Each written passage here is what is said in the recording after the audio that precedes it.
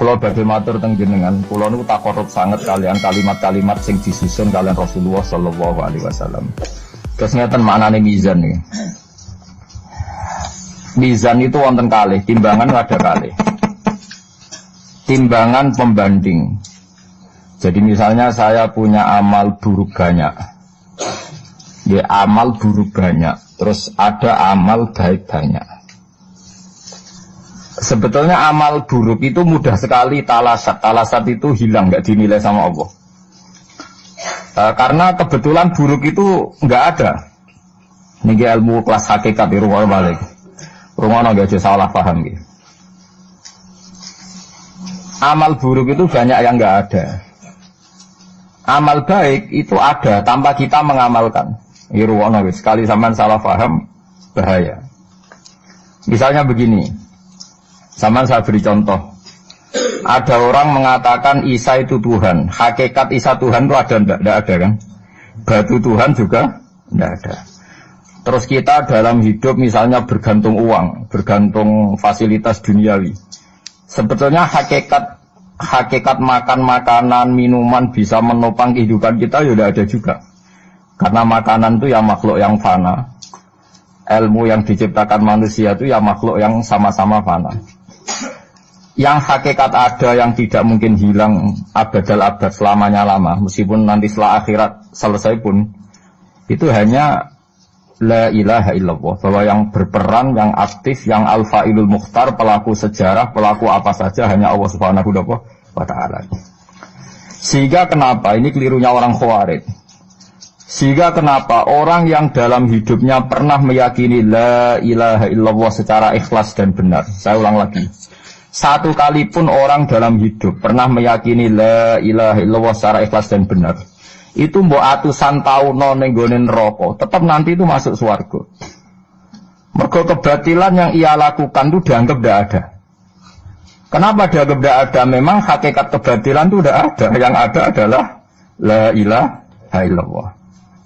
Itu enake nglakoni barang batil. Barang batil itu tidak ada. Makanya disebut dalam Quran qul ja'al haqqu wa ma yubti'ul batilu wa ma yu'id. Yang ada di dunia dan akhirat itu hanya barang hak. Yaitu Allah itu wujud, Allah itu pemeran utama, Allah itu segala-galanya.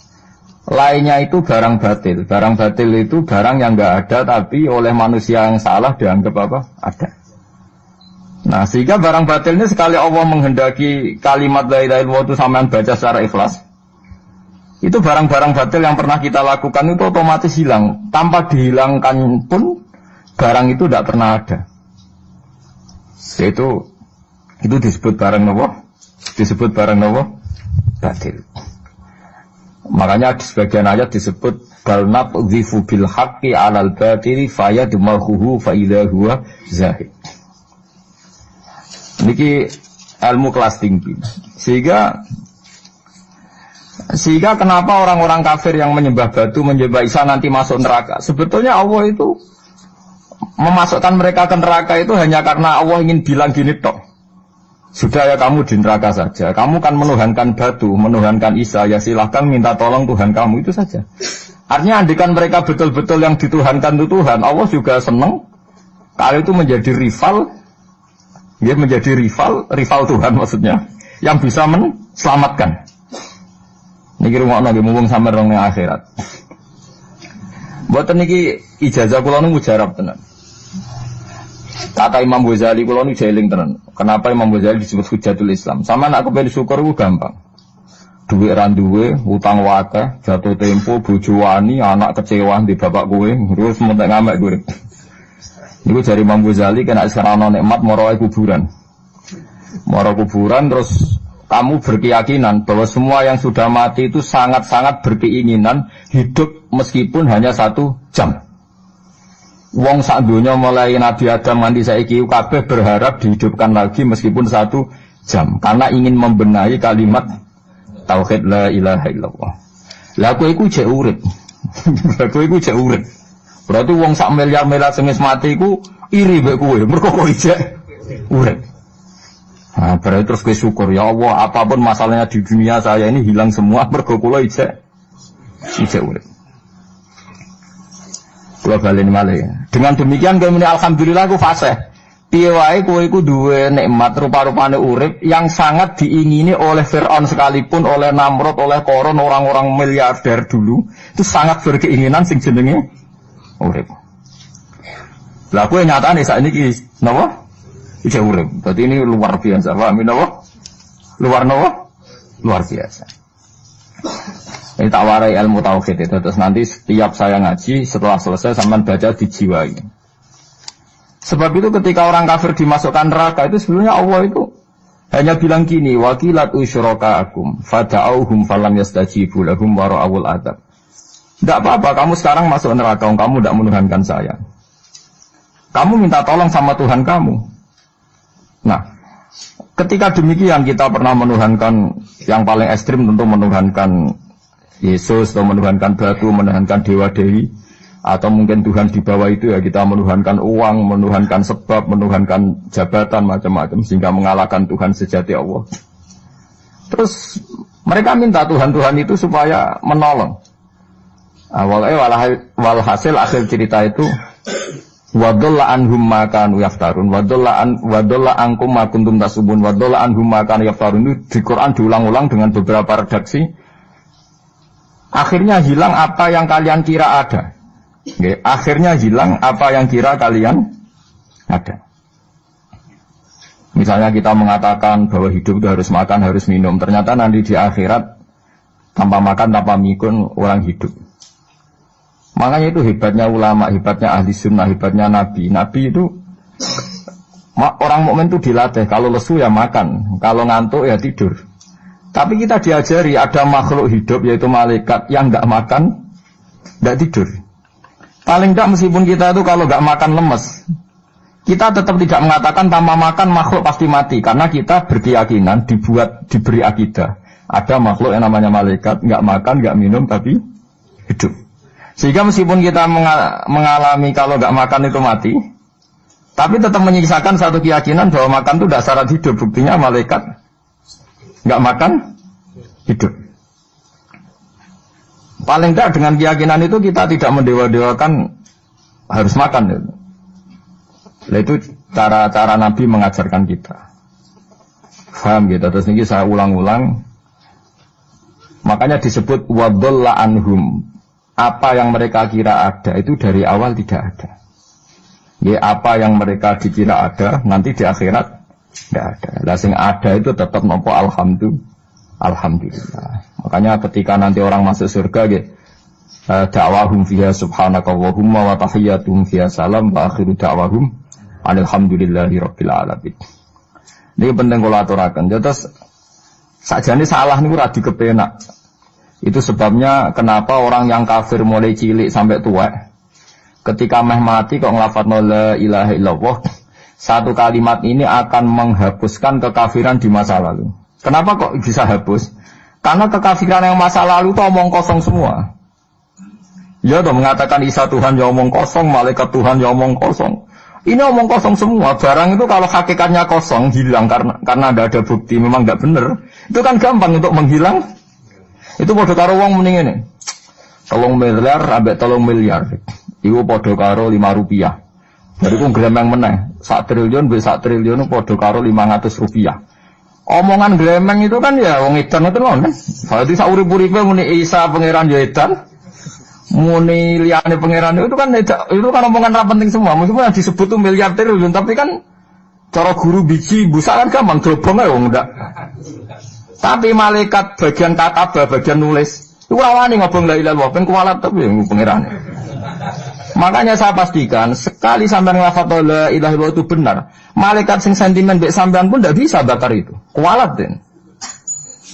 Paham ya maksudnya? Paham ya? Jadi jelas gitu niki kenapa kalimat itu begitu dikjaya. Paham ya? Begitu dikjaya. Lah soal kita ngalami di zaman akhir. Orang lafadzkan kalimat itu dianggap bid'ah terus tukaran. Ya kita semua ngalim bingung kalimat itu salah apa dianggap napa bid'ah. Wong kalimat disifati thayyibah sing lafadzno dihukumi nglakoni bid'ah. Lah sing diarani bid'ah ya ora trimo pisan, malah gawe hadis palsu. Fadilail wiridani malah palsu hadis. Sajane cara padha warase ngoten ora perlu debat bulet ngoten. Padha warase lamnya kono nganggo kapasitas ulama, kita pakai kapasitas apa? Ulama, terus kita diskusi baik-baik. Di kula baleni malih nggih, kenapa kalimat thayyibah disebut kalimat baqiyah? Dalam istilah Quran wal baqiyatus sholihat. Baqiyah itu sesuatu sing abadi. As-sholihat itu sing layak, sing apik, sing selalu duwe eksistensi. Soleh maknane layak. Layak iku mergo wujud. Ya kula baleni malih tak wari filsafat ilmu hakikat. Sing darani layak ku sitok mergo wujud. Nak barang ora wujud itu jenenge dilafatno tapi mboten layak. Jadi barang ana sing dilafatno tapi ora layak, ana sing ora usah dilafatno tapi wis layak disebut sholihat. Saleh maknane apa? Layak atau punya eksistensi. Misalnya begini ya, kula tak warai ya ben sampean nang lafadz la ilaha illallah itu benar. Ketika manusia itu menganggap yes umum maknanya menganggap itu sesuatu tidak ada tapi dianggap nopo ada, itu jenenge menganggap. Ketika manusia itu menganggap bahwa tidur itu penting, kalau orang tidak tidur itu maka dia akan lemah, kalau orang tidak makan itu dia akan mati. Sebetulnya semua ilmunya manusia itu menganggap, karena diulang-ulang oleh satu kejadian, kalau nak gak mangan itu lesu, nak gak turu itu lemes, terus dia menganggap kalau gak tidur itu orang mati, kalau gak makan itu orang mati. Itu ilmu yang dikatakan oleh para ahli hakikat hanya menganggap itu sah, karena anggapan manusia salah itu sah, keliru ya sah, benar ya sah, tapi ya hanya anggapan. Tapi dalam ilmunya Allah Ta'ala sing abadi, kehidupan itu tidak bersyarat makhluk itu harus makan, dan Allah bisa membuktikan itu lewat Allah menciptakan apa? Malaikat. Nah sehingga semua ilmu selain ilmu hakikat itu dalam bahasa ilmu hakikat disebut kita menganggap, kita merasa tahu. Bukan saya tahu, tapi saya merasa tahu. Nah, liyane kalimat la ilaha illallah itu semuanya begitu. Kita merasa tahu bahwa kira-kira begini, kita melihatnya begini. Tapi sing hakikat, sing gak bisa dibatalkan bahkan oleh malaikat sekalipun, niku namun kalimat la ilaha illallah. Nanti disebut kalimatu haqqin 'alaiha nahya wa 'alaiha namut wa 'alaiha nufatu insyaallah taala minal amin. Karena yang dikatakan hidup itu roh. Roh itu tidak butuh makan. Ketika jasad itu mati, hancur, itu rohnya kan masih hidup. Dia pindah di alam ulya sana. Roh itu hayat, hayat itu dari kata roh. Roh itu maknanya hidup, hayat maknanya hidup. Roh dan hayat ini satu sistem yang kita tidak tahu, yang tahu hanya Allah. Ini tidak butuh makan. Sing butuh makan, butuh utang, butuh bodoh ini itu jasad. Paham ya? Roh rata utang, rata gadeknya BPKB, paham ya? Tidak melok-melok dia. Makanya ketika jasad kakean pola itu roh nyesal. Kok ngatasnamakan saya demi hidup sampai diruangi utang-utang wong, diruangi ribuan bulan. Toh saya bisa hidup tanpa hutang. Lah iku manusia itu aneh. Makanya disebut alam rohaniin itu sudah. Nah ketika kita mati itu kan yang mati itu jasad. Jasad itu mati, rohnya sowan Allah. Tapi kita secara bodoh mengatakan kita mati. Loh, yang mati itu siapa? Hanya jasad kita, roh kita tidak mati. Yang soal Allah itu roh kita. Tapi kita bilang kita mati.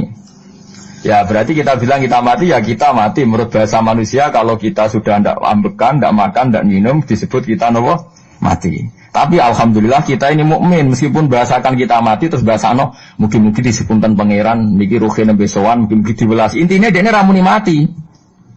Paham ya? Makanya malaikat ngrungokno pidatone kiai sing lepas jenazah yo bingung. Perkarane dilepas niki pun mati, mboten saged napa-napa, ra iso njuk sepuro jenengan, ra iso salat, monggo kita salati. Wis dongakno sakniki ruhe sowan pangeran mugi-mugi selamat. Jare mati, jare sowan. Sowan kan artinya mlaku-mlaku sowan kan.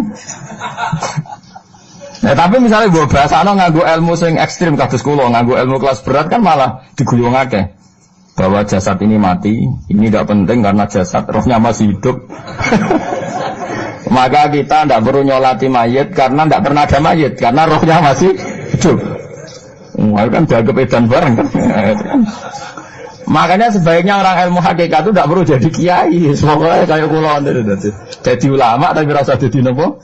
Ya, jadi kiai sampean ae sing ora paham detail-detaile alam roh sampai alam nopo? Alam nopo? Jasad.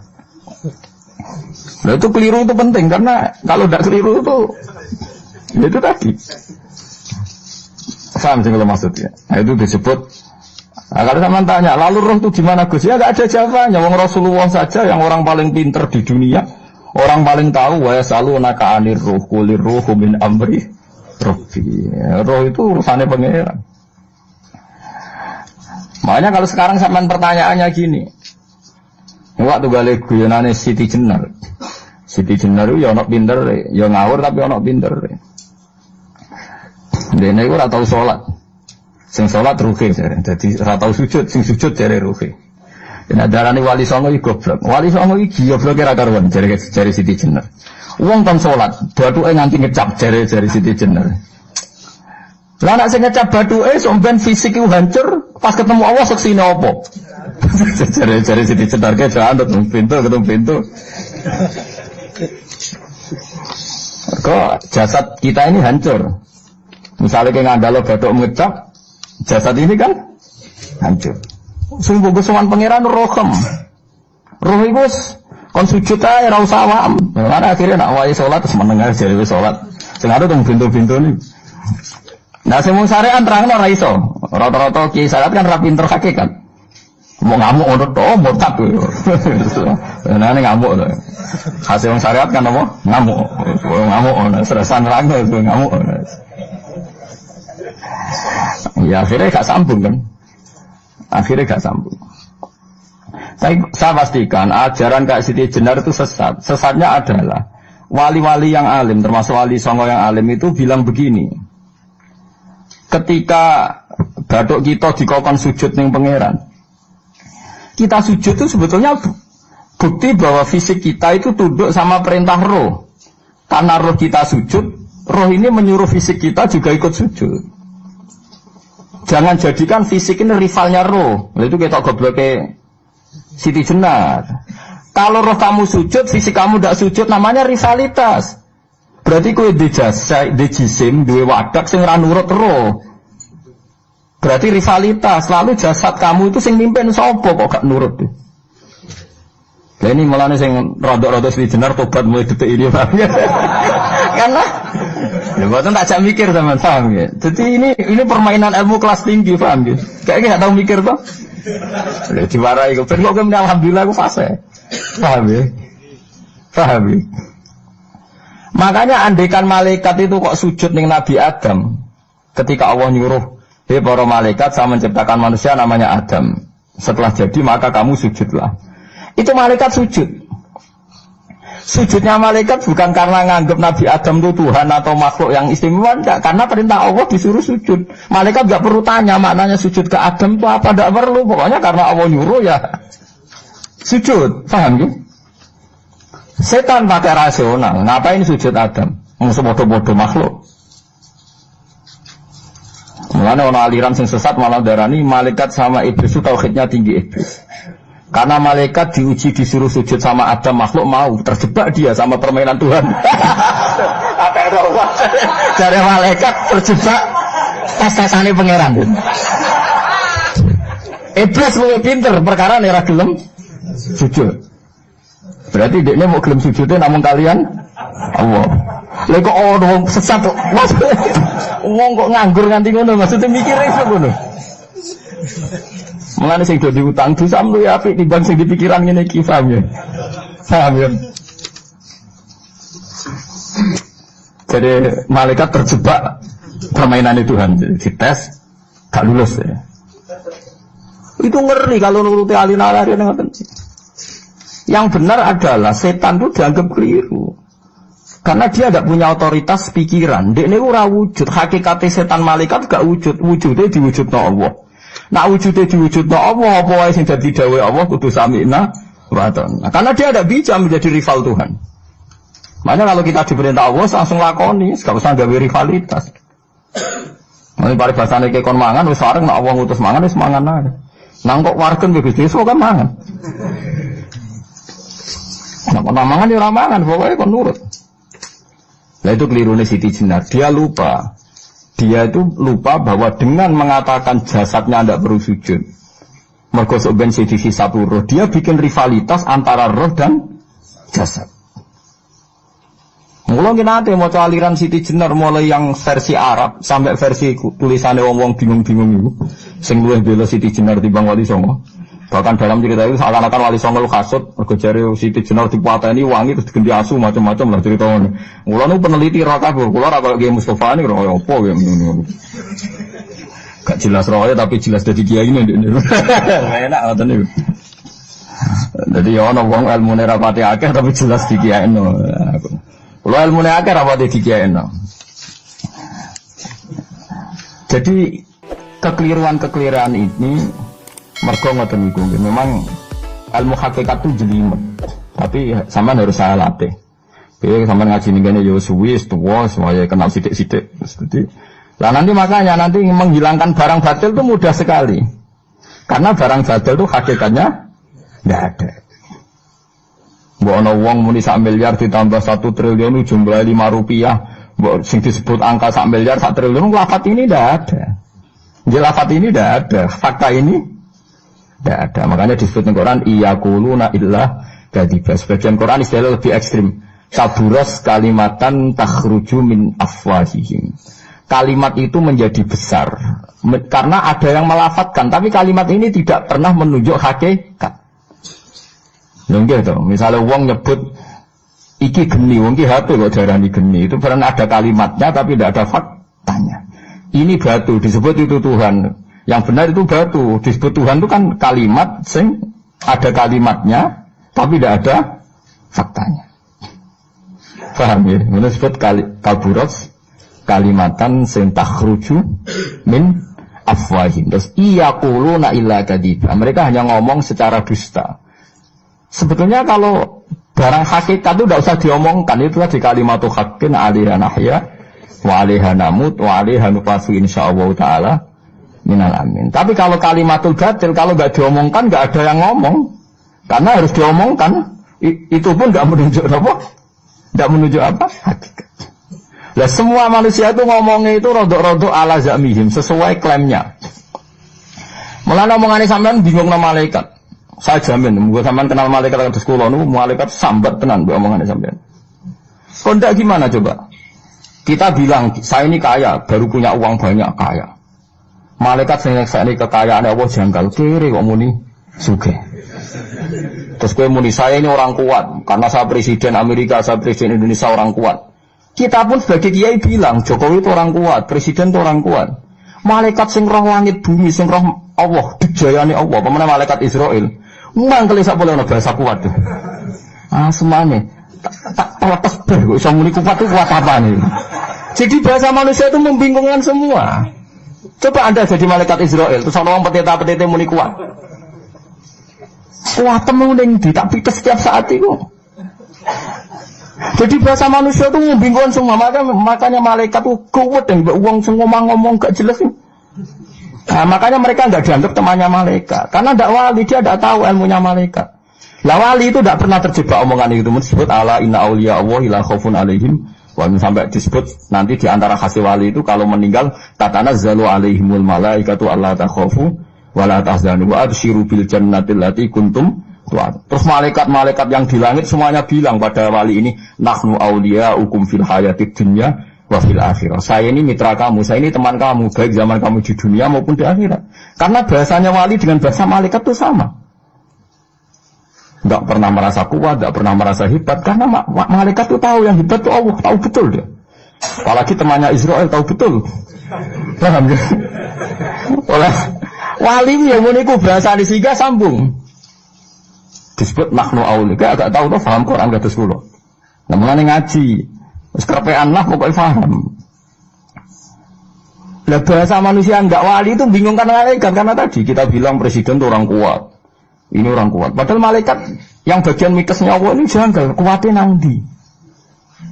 Apalagi malaikat yang nyekseni alam malakut, alam ning langit.